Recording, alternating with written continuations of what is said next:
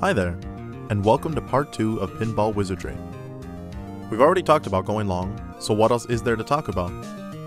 Well, turns out a lot actually. The topic of this video is collision detection.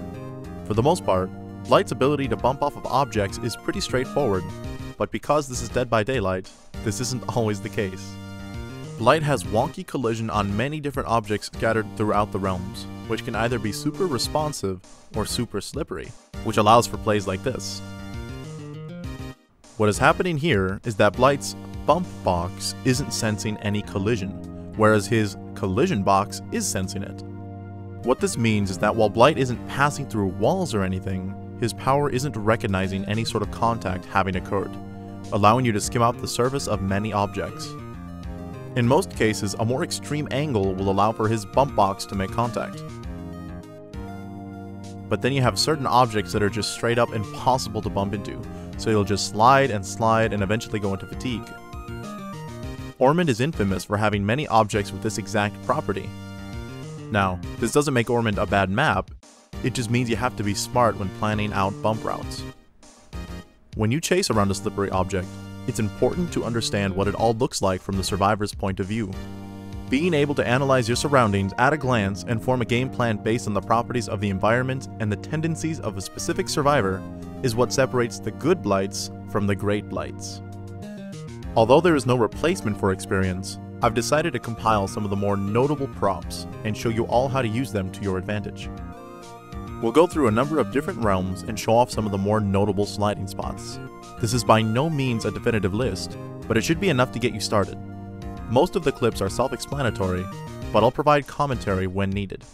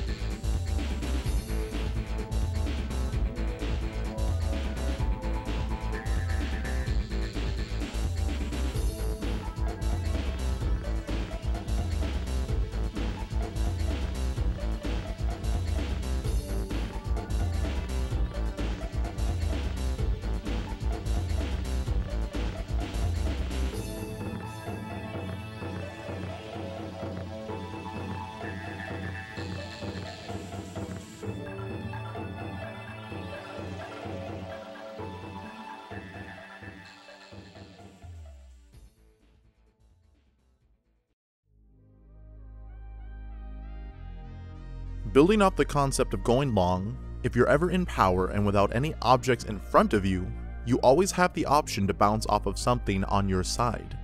By passing next to an object and quickly throwing your camera last second in order to collide, you're able to mimic a front-on collision and continue using your power. You can even use this technique at Shack. Here, we're skimming along the wall of Shack and then bumping last second into the corner.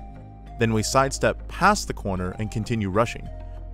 Rinse and repeat until it becomes time for a Japanese flick. This tactic removes the dependency on objects located conveniently at the corners. This takes a lot of practice, but it is a great addition to any Blight's toolkit. But do keep in mind it is a fair bit slower overall. A habit of mine that I've developed over time is to throw my mouse before I bump, like this. It allows me to see just a little bit more of where I'm planning to bump next, but it also makes colliding with objects a bit trickier, since you're adjusting his trajectory mid-rush. If you'd care to mimic this habit of mine, I'd be tickled pink, but it's not necessary in order to play Blight optimally. In summary, practice bumping off objects to your side when appropriate. Realize which objects can be used to slide versus bump. Utilize the properties of the environment to effectively traverse the map. Catch survivors off guard by using sliding to your advantage. And as always, have fun. Thank you so much for watching part 2 of Pinball Wizardry. Next, we'll be covering the meat and the potatoes, the part that everyone has been waiting for, Blight flicks, of the regular and Japanese variety. I stream on Twitch, so please consider stopping by and introducing yourself. We'd be glad to have you. Thanks again, and I'll catch you in the next video.